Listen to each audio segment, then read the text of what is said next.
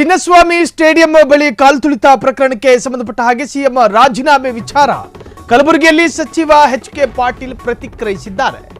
Chinnaswamy stadium ಬಳಿ ಕಾಲ್ತುಳಿತ ಪ್ರಕರಣ CM ರಾಜೀನಾಮೆ ಕೊಡಬೇಕು ಅಂತ ಹೇಳಿ ವಿಪಕ್ಷದವರ ಪಟ್ಟು ಕಲಬುರಗಿಯಲ್ಲಿ ಪ್ರಥಮ ಬಾರಿ ಸಚಿವ ರಿಯಾಕ್ಟ್ ಮಾಡಿದ್ದಾರೆ. ವಿಮಾನ ದುರಂತ ಆಯಿತು, ನಾವು ಮೋದಿ ರಾಜೀನಾಮೆ ಕೇಳೋದಕ್ಕಾಗುತ್ತಾ?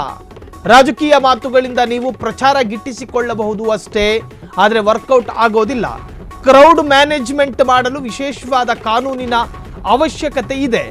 ಮುಂದಿನ ವಾರ ಕ್ಯಾಬಿನೆಟ್ ಗಮನಕ್ಕೆ ತರ್ತೇವೆ, ಒಪ್ಪಿದ್ರೆ ಜಾರಿ ಮಾಡ್ತೇವೆ ಅಂತ ಹೇಳಿ ಎಚ್.ಕೆ. ಪಾಟೀಲ್ ಪ್ರತಿಕ್ರಿಯಿಸಿದ್ದಾರೆ. ವಿಮಾನ ದುರಂತ ಪ್ರಕರಣದಲ್ಲಿ ಪ್ರಧಾನಿ ನ್ಯಾಯಾಂಗ ತನಿಖೆಗೆ ಆದೇಶಿಸಬೇಕು.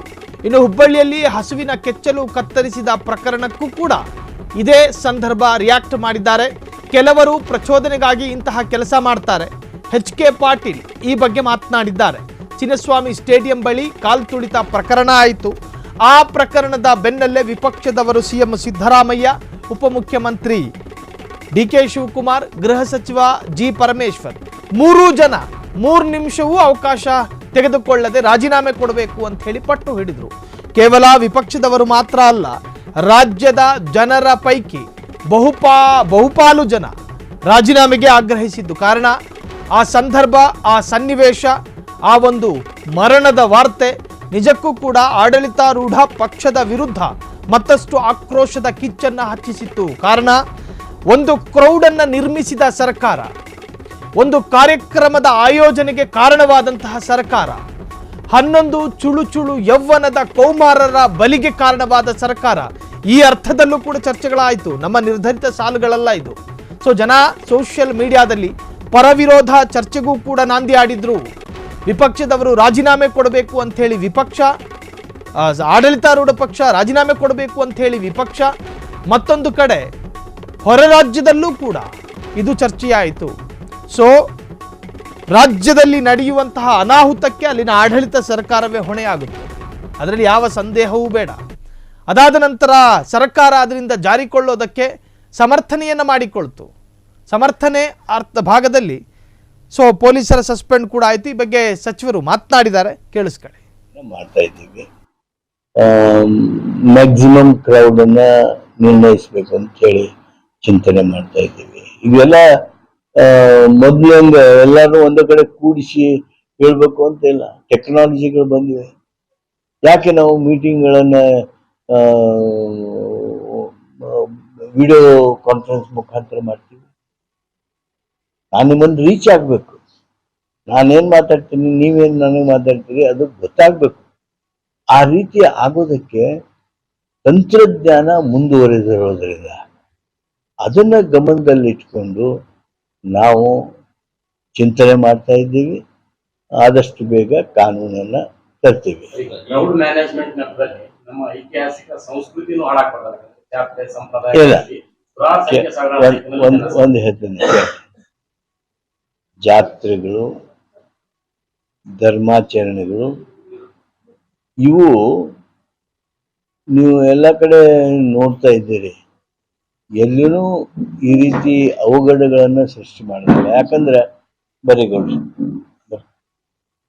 ಅವಘಡಗಳನ್ನ ಸೃಷ್ಟಿ ಮಾಡೋದಿಲ್ಲ. ಯಾಕಂದ್ರೆ ಭಕ್ತಿ, ಶ್ರದ್ಧೆ, ಇಲ್ಲಾಂದ್ರೆ ಇಷ್ಟೊತ್ತಿಗಾಗಲೇ ಬಹಳಷ್ಟು ದೊಡ್ಡ ಪರಿಣಾಮಗಳಾಗ್ಬಿಟ್ರು. ಜಾತ್ರೆ, ಧರ್ಮಾಚರಣೆಗಳು ಇವೆಲ್ಲವುಗಳನ್ನ ಹೊರತುಪಡಿಸಿ ಈ ಕ್ರೌಡ್, ಗುಂಪು, ಜನಗುಂಪುಗಳ ನಿರ್ವಹಣೆಗಾಗಿ ಒಂದು ಕಾನೂನನ್ನ ತರ್ತೀವಿ. ಅದು ಒಂದು ಸಲಹೆ ಇದೆ, ಟೀಕೆ ಬರ್ತಾ ಇದೆ. ಈಗ ರೇಸ್ ಕೋರ್ಸ್ ಅನ್ನ ಶಿಫ್ಟ್ ಮಾಡಬೇಕು ಅಂತ ನೋಡ್ತಾ ಇದ್ದೇವೆ. ಜನಸಾಮಾನ್ಯರು ಹೋಗ್ತಾರೆ, ರೇಸ್ ಕೋರ್ಸ್ಗೆ ಯಾರು ಹೋಗ್ತಾರಂದ್ರೆ ನೀವು? ಜನ ಬಡವರೇ ಹೋಗೋದು, ಇಲ್ಲಾಂದ್ರೆ ಹೋಗಿ ಬಡವರಾಗೋದು. ಅದಕ್ಕೆ ಅಲ್ಲಿ ಜನಸಾಮಾನ್ಯರು ಹೋಗ್ತಾರೆ.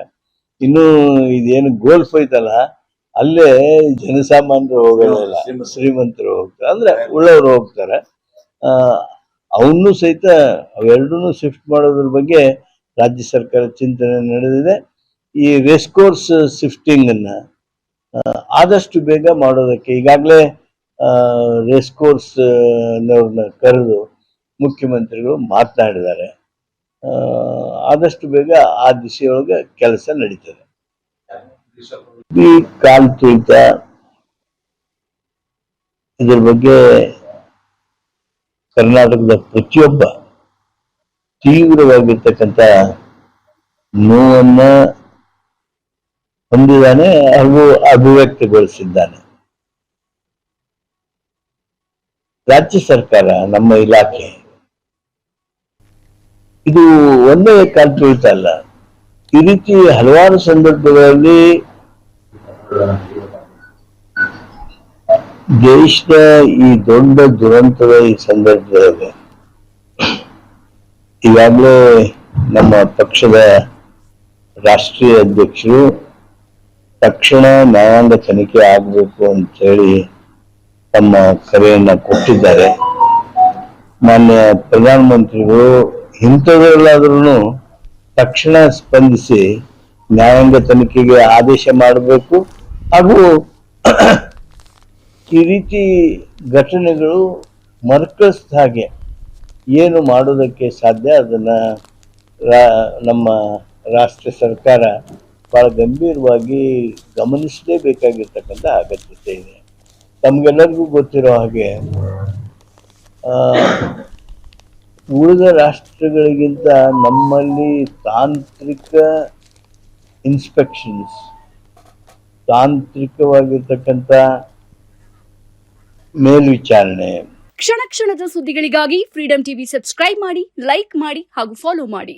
ಹೊಸ ಸುದ್ದಿಗಳ ನೋಟಿಫಿಕೇಶನ್ಗಾಗಿ ಬೆಲ್ ಐಕಾನ್ ಮೇಲೆ ಕ್ಲಿಕ್ ಮಾಡಿ.